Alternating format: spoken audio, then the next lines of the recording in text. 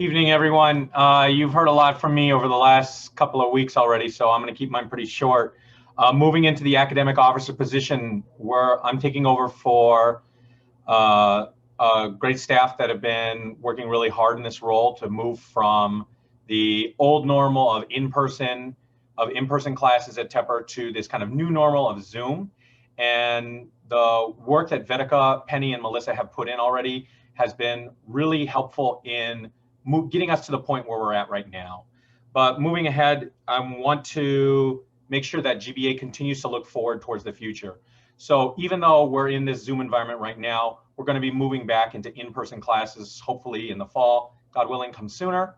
And what is that new environment going to look like? We've learned some new things about ways that we can change our learning environment that have been extremely helpful to us. I know we've had some concerns about Falah's videos, but we've also really liked other videos from Chris Telmer. So trying to figure out what things we want to keep and what things we'd like to drop as we go forward. That's going to be one of the key focuses here. Another thing is keeping an eye on all those small changes that are being made. I know we've all been using Cognomos in these last week and a few days, and it's been very confusing for everybody, at least, including myself.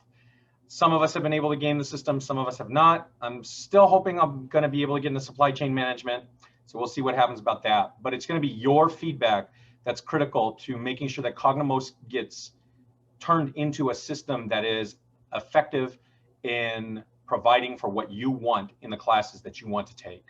So, and that gets me to my third point, which is, again, I cannot do this role without your help, without your voice.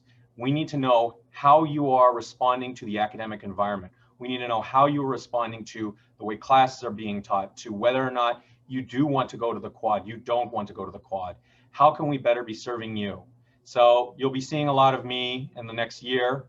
If you're not already seeing a lot of me in the chat complaining during and before and after class, but I'll always be approachable. I'll